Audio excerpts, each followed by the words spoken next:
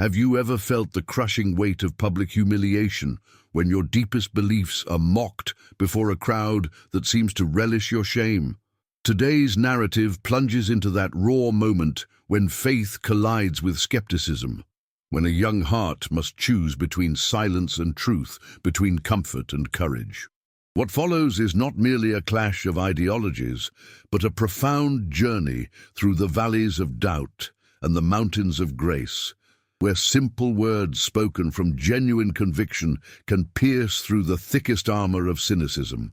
The fluorescent lights hummed overhead.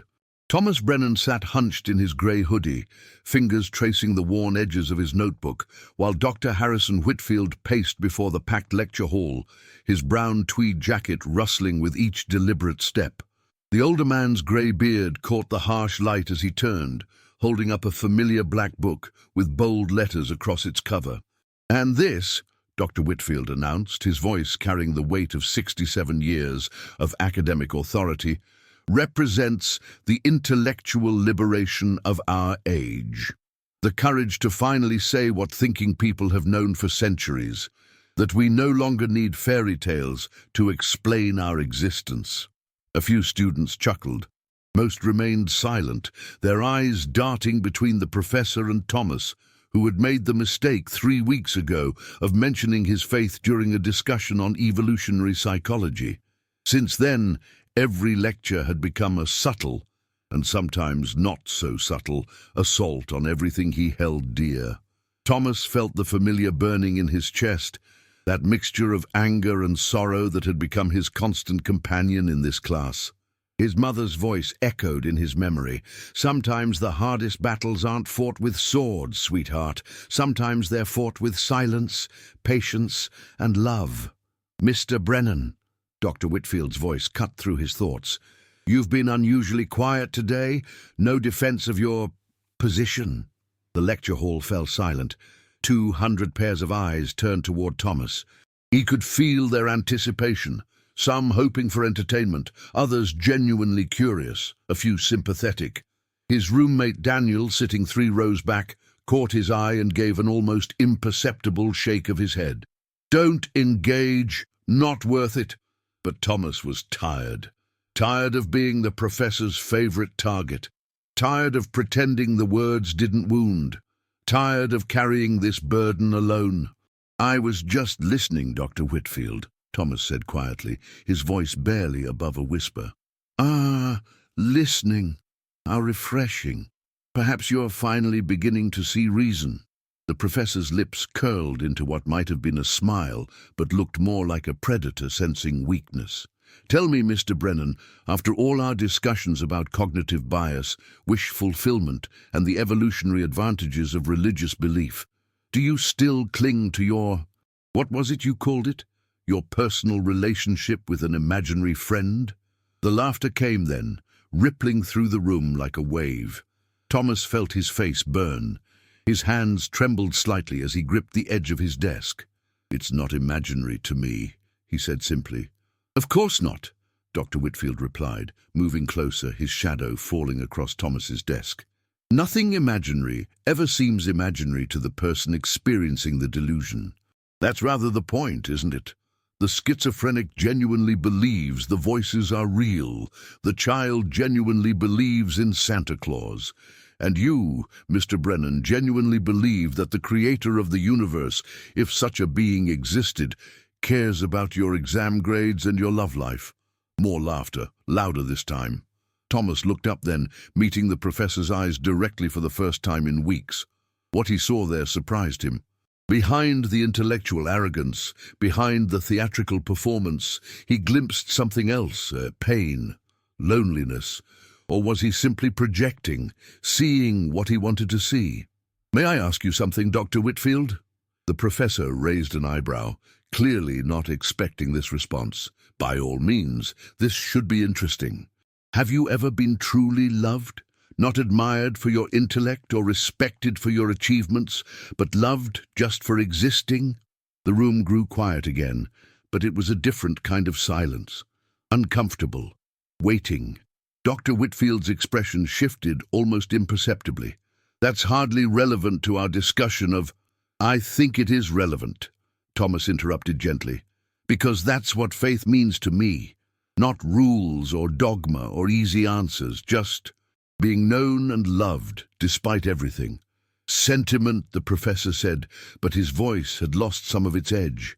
Pure sentiment without a shred of empirical, like the love you had for your daughter?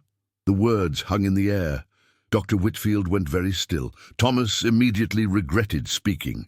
He hadn't meant to bring up what he'd overheard two professors discussing in the hallway last month, how Dr. Whitfield had lost his 12-year-old daughter to leukemia 15 years ago, how he'd never been the same since. "I'm sorry," Thomas said quickly. "I shouldn't have—" "Get out!" The professor's voice was quiet, dangerous. "Dr. Whitfield, Get out!" Thomas gathered his things hastily, his hands shaking now for different reasons.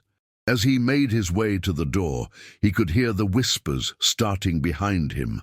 He paused at the threshold, turned back. "I really am sorry," he said. "I know what it's like to lose someone you love." Then he was gone, leaving behind a classroom that had never been more silent.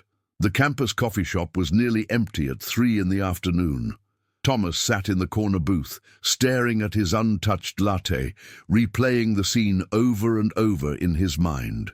He'd crossed a line, used personal pain as a weapon, everything his faith taught him not to do.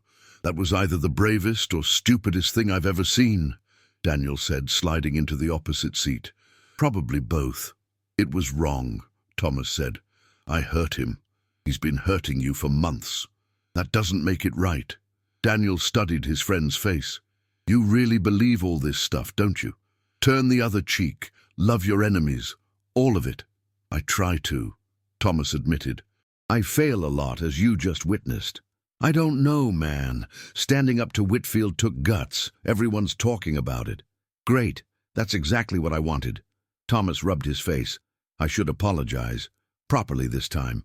"Are you insane? He'll destroy you. You'll fail the class." "Maybe, but it's still the right thing to do." Daniel shook his head. "I don't get you, Tom. I really don't." Thomas managed a small smile. "Most days, I don't get me either." That evening, Thomas stood outside Dr. Whitfield's office, his hand raised to knock. Through the frosted glass, he could see the professor's silhouette, hunched over his desk. He knocked softly. "Come in." Thomas entered to find the office exactly as he'd imagined it would be. Walls lined with books, papers stacked in precise order, a single photo frame turned face down on the desk. Dr. Whitfield looked up, his expression unreadable. "Mr. Brennan, come to twist the knife?" "No, sir, I came to apologize. What I said was cruel and inappropriate. I used your pain against you, and that was wrong." The professor leaned back in his chair, studying Thomas with those sharp grey eyes. "Sit down." Thomas sat. "Do you know why I chose you, Mr. Brennan? Why I've been particularly hard on you?" Thomas shook his head. "Because you remind me of someone. Someone I used to be. A very long time ago." Dr. Whitfield turned the photo frame face up. A young girl smiled out at them, her eyes bright with life. "Rebecca loved your kind of faith. Simple, pure, unquestioning. She'd pray every night, even when the chemotherapy made her so sick she could barely speak. 'Daddy,' she'd say, 'everything happens for a reason. Even this.'" Thomas remained silent, sensing this was not the time for words. "I prayed too, you know. For the first time since I was a child, I got on my knees and begged, bargained, promised anything if only—" The professor's voice trailed off. "When she died, something in me died too. Not just my faith, my ability to believe in anything beyond what I could prove, measure, quantify. It was easier that way, safer." "I understand," Thomas said softly. "Do you? Do you really? You're what, 20, 21? What great losses have you endured?" Thomas reached into his backpack and pulled out a worn leather journal. He hesitated, then placed it on the professor's desk. "My brother Matthew's journal," he said. "He was stationed in Afghanistan. 3 years ago, an IED took his convoy. He was 24. Dr. Whitfield looked at the journal but didn't touch it. "The last entry is dated 2 days before he died," Thomas continued. "He wrote about fear, about doubt, about wondering if anything he believed was real, but he also wrote about hope, about choosing to believe that love matters, that sacrifice means something, even when the world seems to prove otherwise. And you find comfort in that? I find challenge in it. Faith isn't about comfort, Professor. At least not for me. It's about choosing to believe that broken things can be made whole, that pain can have purpose, that love is stronger than death. Not because I can prove it, but because living as if it's true makes me better than I would be otherwise."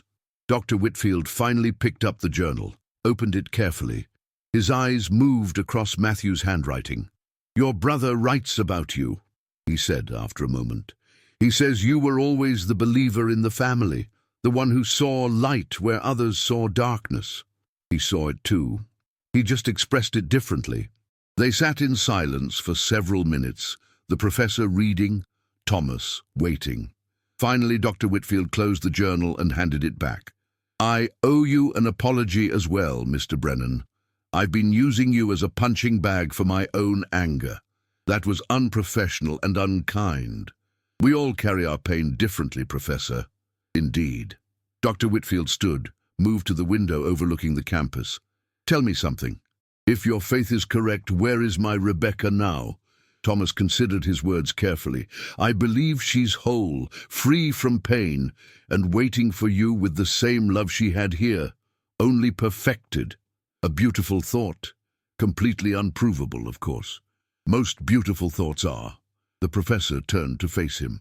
"You're an interesting young man, Mr. Brennan. Frustrating, but interesting. Thank you, I think. Tomorrow's lecture will be on consciousness and free will. I promise to be more balanced in my approach." "I appreciate that, Professor." As Thomas reached the door, Dr. Whitfield called after him. "Mr. Brennan, that question you asked in class, about being truly loved, the answer is yes. Once. It was the most real thing I've ever known." Thomas nodded. "Then you know more about faith than you think, Professor." The next morning arrived grey and drizzling, matching Thomas's mood as he made his way to class. He wasn't sure what to expect. Would Dr. Whitfield return to his old ways? Would the other students mock him for yesterday's drama? He entered the lecture hall to find it buzzing with conversation that died as soon as he appeared. Great. He took his usual seat, pulled out his notebook, and tried to become invisible. Dr. Whitfield entered precisely at 9, but something was different. The aggressive stride had been replaced by a more measured pace. He set his briefcase down and surveyed the room. "Before we begin today's lecture, I need to address what happened yesterday. Mr. Brennan and I engaged in what became a personal exchange that was inappropriate for this setting. However, it raised important questions about the intersection of belief, emotion, and reason that are actually quite relevant to our study of human consciousness." He pulled out a different book, not The God Delusion, but something older, more worn. "This is The Problem of Pain, by a professor who once taught not far from here. Some of you may know of him. He wrote about lions and wardrobes, among other things." A few students smiled in recognition. "He was also one of the most logical, rational thinkers of his generation, and yet he believed. Mr. Brennan, would you care to read the passage I've marked?" Thomas stood, surprised. He took the book with careful hands and found the marked page. "To love at all is to be vulnerable," he read. "Love anything, and your heart will be wrung and possibly broken. If you want to make sure of keeping it intact, you must give it to no one, not even an animal. Wrap it carefully round with hobbies and little luxuries. Avoid all entanglements. Lock it up safe in the casket or coffin of your selfishness. But in that casket, safe, dark, motionless, airless, it will change. It will not be broken. It will become unbreakable, impenetrable, irredeemable." The classroom was silent as Thomas continued. "To love is to be vulnerable." He handed the book back to Dr. Whitfield, who nodded thoughtfully. "Thank you. Now, consciousness and free will. Are we merely biological machines responding to stimuli, or is there something more? Let's examine the evidence from both perspectives. The lecture that followed was unlike any Dr. Whitfield had given before. He presented arguments from both materialist and dualist positions with equal respect. He encouraged debate without mockery. When a student asked about near-death experiences, he didn't dismiss them as oxygen-deprived hallucinations, but explored the various interpretations with genuine curiosity. Thomas found himself taking notes not because he had to, but because he wanted to. This was the kind of intellectual exploration he'd hoped for when he'd signed up for the class. During the mid-lecture break, a girl named Sophia approached him. "Hey, I wanted to say, what you did yesterday was brave. I'm not religious myself, but the way Professor Whitfield has been treating you wasn't right." "Thanks," Thomas said. "I didn't handle it perfectly either." "Maybe not, but you stood up for what you believe. That matters." As students filtered back to their seats, Dr. Whitfield caught Thomas's eye and gave him the slightest nod. It wasn't an endorsement of his beliefs, but it was an acknowledgement of his right to hold them. Sometimes, Thomas thought, that's all we can ask for, not agreement, but respect.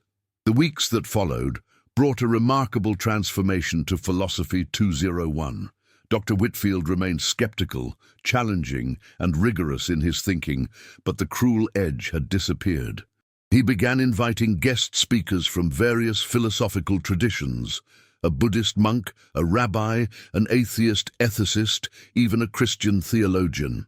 The classroom became a space for genuine exploration rather than ideological combat.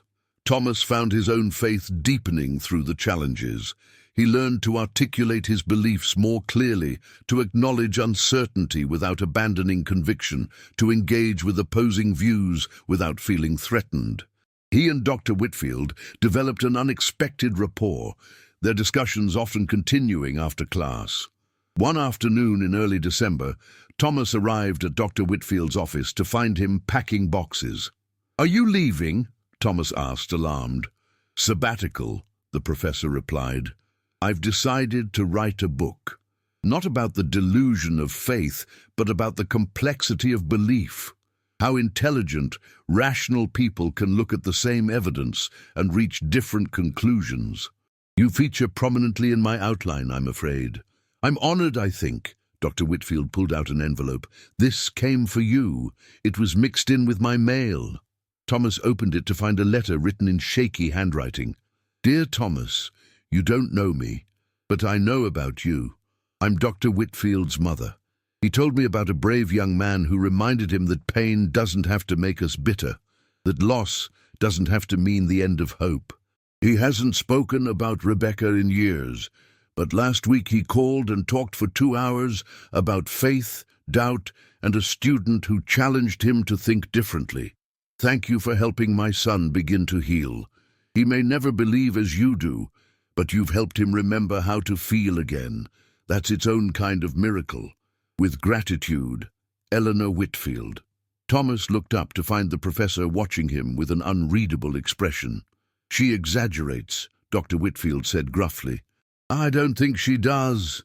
They stood there for a moment, teacher and student, skeptic and believer, two human beings who had somehow found connection across a seemingly unbridgeable divide. "I have something for you, too," Dr. Whitfield said, pulling out a wrapped package. "Consider it an early Christmas gift or winter solstice, if you prefer to be secular about it." Thomas unwrapped it carefully. Inside was a first edition of Mere Christianity, its pages yellowed with age. "It was Rebecca's," Dr. Whitfield explained. "She'd want someone who understood it to have it." Thomas felt tears prick his eyes. "Professor, I can't." "You can and you will. Besides, it's not entirely altruistic. I've written my counterarguments in the margins. Consider it ongoing dialogue." Thomas laughed through his tears. "Of course you have. Now get out of here. You have finals to study for. And Brennan, don't you dare go easy on my exam because of this. I expect your best work." "You'll get it, Professor." As Thomas left the office, he heard Dr. Whitfield call after him one more time. "Brennan, That day in class when you asked if I'd ever been truly loved, you were right. Love, real love, is perhaps the one thing that can't be reduced to chemicals and evolution. It's the closest thing to transcendence I've ever known. The day of the final exam arrived with unexpected sunshine breaking through weeks of winter gloom. Thomas arrived early, finding the lecture hall slowly filling with nervous students. Dr. Whitfield stood at the podium, arranging papers with his usual precision. "Before we begin," the professor announced once everyone was seated, "I want to share something. This semester has been educational for me in ways I didn't expect. You've challenged me to examine my own biases, to consider that wisdom can come from unexpected sources. Mr. Brennan, would you stand, please?" Thomas stood, feeling every eye in the room on him. This young man endured weeks of unfair treatment from me with grace and patience. When he finally responded, it was with a truth I needed to hear, though I wasn't ready to hear it. He then had the courage to apologize, even though he was not the primary offender. That takes a strength of character I rarely see. The professor paused, seeming to gather his thoughts. "I've spent 15 years believing that faith and reason are incompatible, that to believe is to abandon critical thinking. Mr. Brennan has shown me that faith can coexist with intellectual rigor, that questions don't destroy belief but can refine it. I still don't share his convictions, but I respect them deeply." He looked directly at Thomas. "Your brother would be proud of you." Thomas felt his throat tighten. "Thank you, Professor." "Oh, now then," Dr. Whitfield said, his voice returning to its usual professorial tone, "you have 3 hours. Begin." As Thomas bent over his exam, he noticed a small note written at the top of his paper in Dr. Whitfield's handwriting. "Truth is rarely pure and never simple. Oscar Wilde, give me your truth, complicated as it may be." Thomas smiled and began to write. 3 hours later, as students filed out discussing the exam, Thomas lingered. He watched Dr. Whitfield collecting the papers.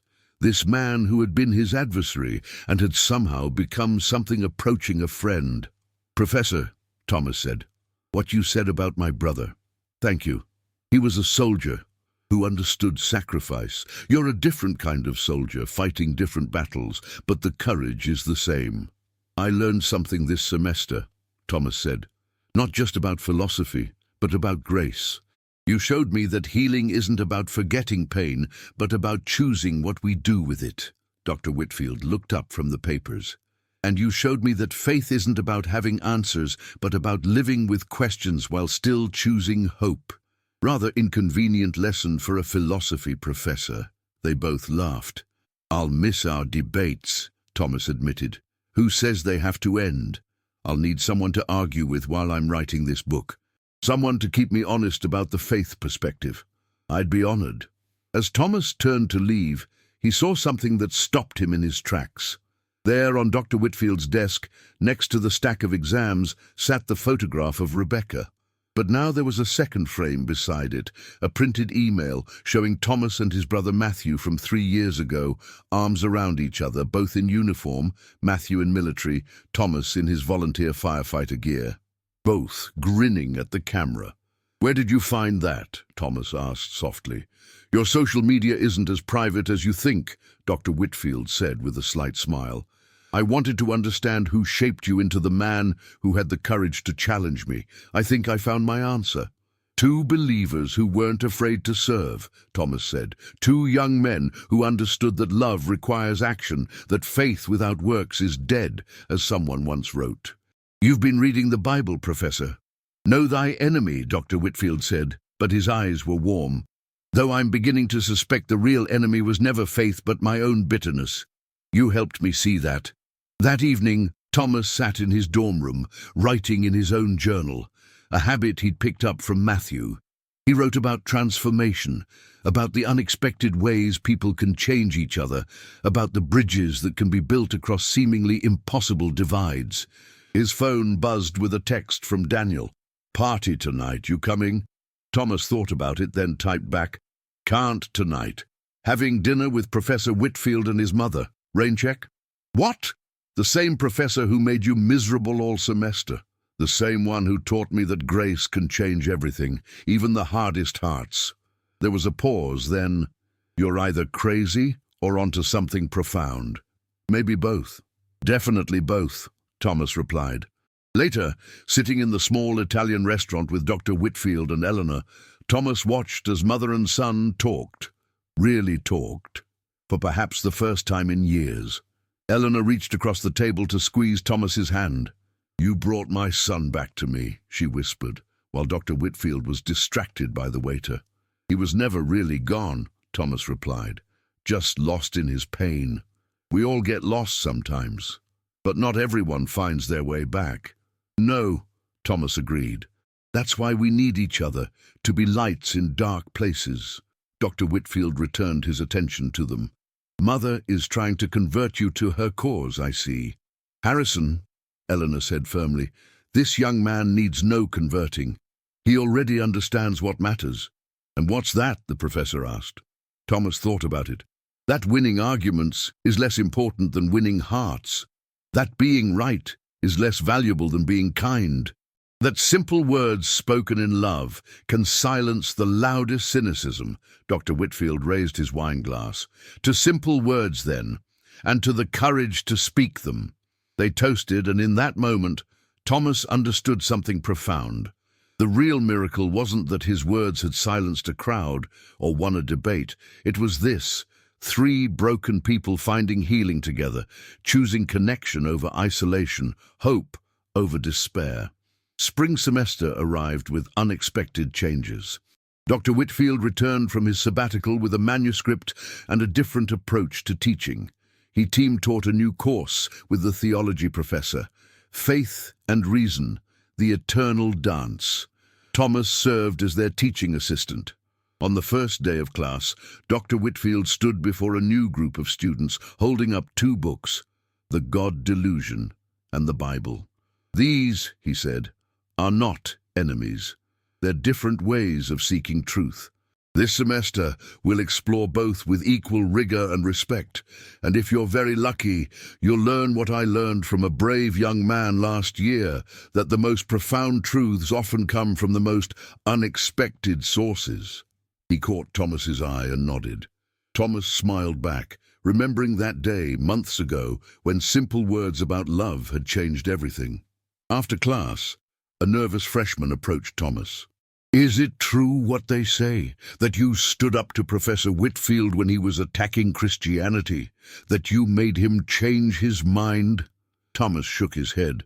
"I didn't make him do anything. I just reminded him of something he already knew, that love is real even when we can't prove it, that some things are true even when we can't measure them." "But how did you have the courage?" Thomas thought about Matthew, about Rebecca, about all the broken people trying to find their way.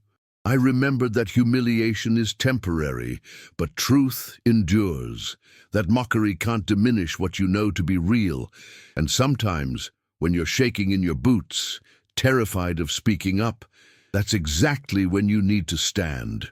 The freshman nodded, absorbing this. "Besides," Thomas added with a grin, "I had help. Faith doesn't mean you're alone. It means even in the darkest lecture hall, facing the toughest professor, love is still stronger than fear." As the freshman walked away, looking thoughtful, Dr. Whitfield approached. "Inspiring the next generation already?" "Just sharing what you taught me, Professor." "What I taught you? I spent months trying to destroy what you believed, and in doing so, you made it stronger. Iron sharpens iron, remember?" Dr. Whitfield chuckled. "Quoting Proverbs at me now?" "Why not? You quoted Lewis at me." They walked together across campus, an unlikely pair who had become something more than teacher and student. Friends, perhaps, or maybe something even rarer, two seekers who had found in each other not answers, but better questions. "I finished the book," Dr. Whitfield said suddenly, "and I dedicated it to two people. Rebecca, who taught me that faith can persist even in suffering, and you, who taught me that suffering doesn't have to destroy faith." Thomas stopped walking, overwhelmed. "Professor, I don't know what to say." "Say you'll read it, critically. I need someone to check my theology." An agnostic asking a believer to check his theology, an honest seeker asking a friend for help. They resumed walking, the spring sun warm on their faces. "You know," Dr. Whitfield said, "that first day when you said those simple words about being known and loved, I wanted to destroy you for that. It touched something I'd buried with Rebecca. I'm sorry for the pain it caused." "Don't be. Pain that leads to healing is sacred. Isn't that what your faith teaches?" "Among other things." "Mr. Brennan, Thomas, can I tell you something?" "Of course." "Yesterday was Rebecca's birthday. She would have been 27. For 15 years I've spent that day alone, angry, bitter. Yesterday I visited her grave with my mother. We brought flowers. We cried. But for the first time we also laughed, remembering her joy. That's because of you." Thomas felt tears in his eyes. "She sounds like she was amazing." "She was. She would have liked you. You have the same stubborn faith, the same insistence that love matters more than being right." They reached the chapel at the center of campus. Dr. Whitfield paused at its entrance. "I haven't been inside since—" He trailed off. "You don't have to. I know. But I want to." He looked at Thomas. "Will you come with me?" Together they entered the quiet space, light streaming through stained glass. They sat in silence for a long time, each lost in their own thoughts. Finally, Dr. Whitfield spoke. "I don't know if anyone's listening," he said quietly, addressing the empty space. "But if you are, thank you for sending this young man into my life. He reminded me that you work through people, through simple words, through brave hearts. Rebecca knew that. I forgot." Thomas remained silent, recognizing holy ground when he encountered it. "I'm not ready to believe again," Dr. Whitfield continued. "Maybe I never will be, but I'm ready to stop being angry, to stop using my pain as a weapon. That's a start, isn't it?" "It's more than a start," Thomas said softly. "It's resurrection."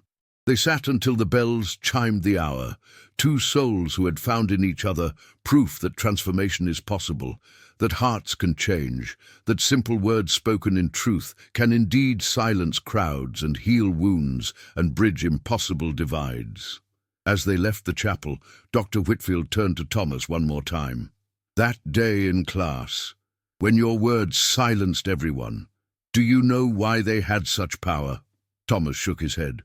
"Because they weren't really words at all. They were love made audible.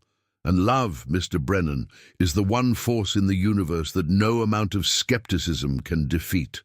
Thomas smiled, thinking of Matthew, of Rebecca, of all the believers and seekers and doubters trying to find their way.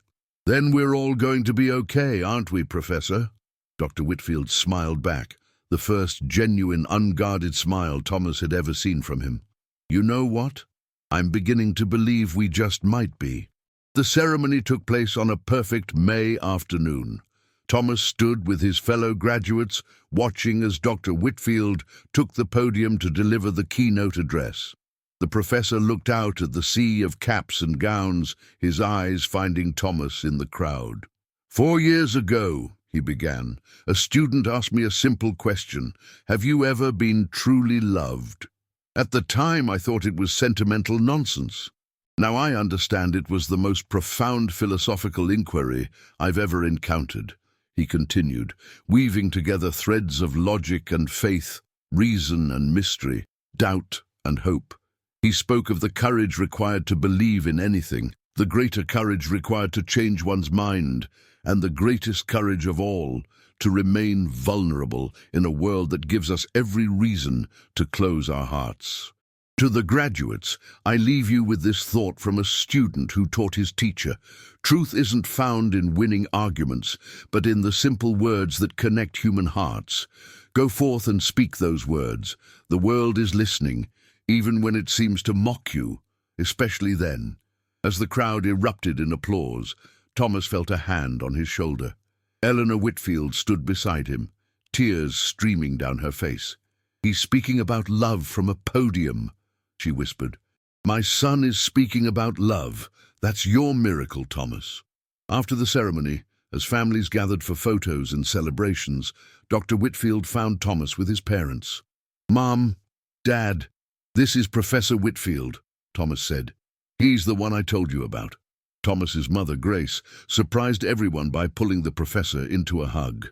"Thank you," she said simply, "for challenging our son, for helping him grow. Madam, your son challenged me far more than I challenged him." Thomas's father, a quiet man with calloused hands from years of construction work, stepped forward. "Thomas says you lost a daughter." "Yes, we lost a son. Different war than yours, but war all the same. Loss is loss." Dr. Whitfield nodded, understanding passing between them. "Your boys did you proud," he said. "They did, both of them, the one who fell and the one who stood." As the families mingled, Thomas stepped aside with Dr. Whitfield. "So what now?" Thomas asked. "Now I go on sabbatical again. Really travel this time, visit the places where faith was born, where it died, where it was reborn. Try to understand not just the philosophy, but the experience." "Alone?" "Actually, no. My mother insists on coming, says it's time we both stopped running from the sacred." Thomas smiled. "She's wise. She always was. I just stopped listening for a while." He paused. "What about you?" "Seminary," Thomas said, "but not to have all the answers. To learn better questions, to help others navigate doubt without losing hope." "You'll make a terrible minister," Dr. Whitfield said with a smile. "Too thoughtful, too willing to admit uncertainty.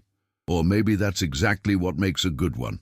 They stood there as the campus emptied around them, mentor and student, skeptic and believer, two men who had started as enemies and discovered they were fellow travelers on a longer journey than either had imagined. "I have one last thing for you," Dr. Whitfield said, pulling out an envelope. Inside was a letter in Rebecca's childhood handwriting, carefully preserved. "Dear future friend," it read. "Daddy says I won't get to grow up. But that's okay because I've already learned the important things. Love is real. Being scared is normal. Being brave is choosing to love anyway. If you're reading this, it means Daddy kept his promise to share it with someone who needs to hear it. Don't be sad for me. I'm not sad. I know where I'm going, and I know love goes with me. Be brave. Choose love. Simple words can change everything. Rebecca." Thomas couldn't speak. He held the letter like the treasure it was. "She wrote it the night before she died," Dr. Whitfield said quietly. "I've carried it for 15 years, waiting for the right person to give it to. The person who would understand that simple words can indeed silence crowds, heal hearts, and bridge the gap between earth and whatever lies beyond. Professor Harrison. After everything, I think you can call me Harrison. Harrison, this letter, it's her voice speaking to both of us. I know. That's why you need to have it. To remember that faith isn't naive or weak. Sometimes it's the bravest thing in the world." As Thomas carefully folded the letter, a young woman approached hesitantly. She was one of the students from their Faith and Reason class. "Excuse me, Professor Whitfield, Mr. Brennan. I wanted to thank you both. Your class changed my life. I came in certain that religion was outdated nonsense. I'm leaving understanding that mystery and meaning can coexist, that questions are holy too." After she left, Dr. Whitfield turned to Thomas with raised eyebrows. "It seems we've created a monster, students who think for themselves." "The horror," Thomas replied with mock seriousness.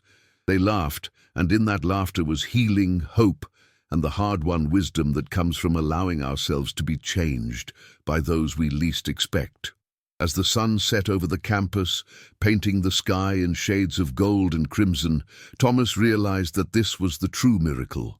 Not that his simple words had silenced a crowd, but that they had opened a dialogue. Not that he had won a debate, but that he had found a friend. Not that faith had conquered doubt, but that both could exist in creative tension, each making the other stronger. "Thank you," he said to Harrison, "for everything, the pain and the growth, the challenges and the grace." "Thank you," Harrison replied, "for showing me that the opposite of faith isn't doubt, it's despair, and that as long as we can still be moved by simple words of love, we're not lost." They parted ways at the campus gate, but both knew it wasn't really goodbye. Their lives had been irrevocably intertwined by that moment in a classroom when humiliation became transformation, when simple words had indeed silenced the crowd, not through volume or force, but through the quiet power of truth spoken in love. As Thomas walked home, Rebecca's letter tucked close to his heart, he thought about all the students who would sit in Harrison's classes in years to come.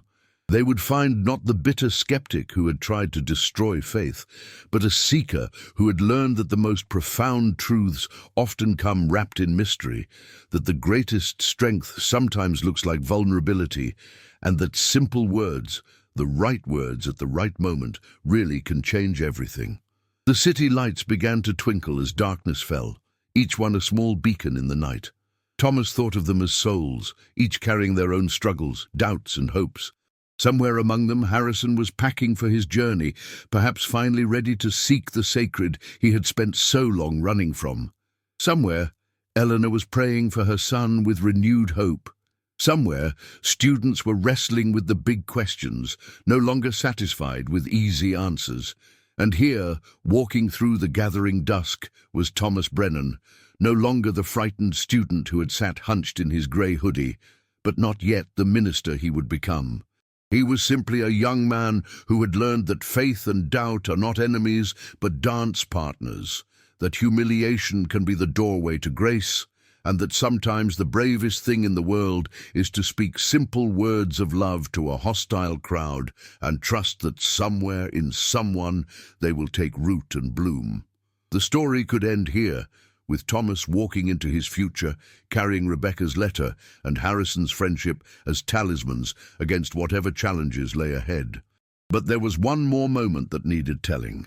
3 months later, Thomas received an email from Tibet. Harrison had sent a photo of himself standing before a monastery, his mother beside him, both smiling. The message was brief.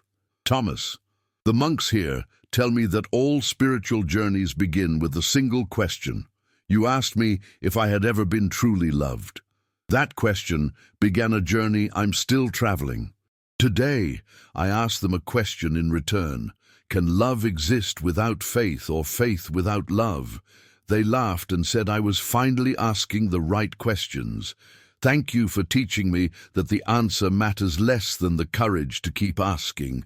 Your friend in the journey, Harrison. P.S. My mother insists I tell you she's teaching the monks to knit. She says creating something with your hands while pondering the eternal is its own form of prayer. I'm beginning to understand what she means. Thomas read the message 3 times, then composed his reply. Harrison, every question is a doorway. Thank you for having the courage to walk through. May you find what you're seeking, or better yet, may it find you. Your fellow traveler, Thomas. P.S. Tell Eleanor that Matthew's mother has taken up knitting too. She's making prayer shawls for the hospital chapel. She says each stitch is a prayer for someone she'll never meet. Perhaps love is just faith in action, and faith is just love seeking understanding. As Thomas hit send, he realized that this exchange, these simple words crossing continents, was the continuation of what had begun in that classroom. The ripples spreading outward, touching lives, changing hearts, proving that when we dare to be vulnerable, when we choose love over being right, when we speak our truth even when our voice shakes, we become part of something larger than ourselves. The screen glowed in the darkness of his seminary dorm room. Outside, other students debated theology late into the night, but Thomas sat in silence, holding the profound truth that had emerged from his confrontation with Harrison. Simple words, spoken from genuine love, don't just silence crowds. They start conversations that can last lifetimes, build bridges that span souls, and create possibilities for transformation that no amount of argument could achieve.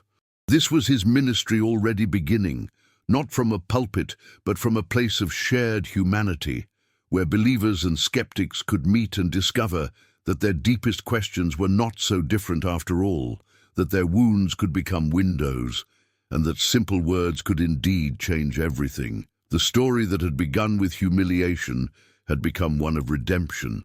The professor who had wielded doubt as a weapon had become a friend wielding questions as keys. The student who had sat silent for so long had found his voice. And somewhere in a place beyond time, perhaps a 12-year-old girl named Rebecca and a 24-year-old soldier named Matthew were smiling, knowing that their lives and deaths had not been in vain, that love had conquered even death's silence, that simple words spoken in their memory continued to ripple outward, changing the world one heart at a time.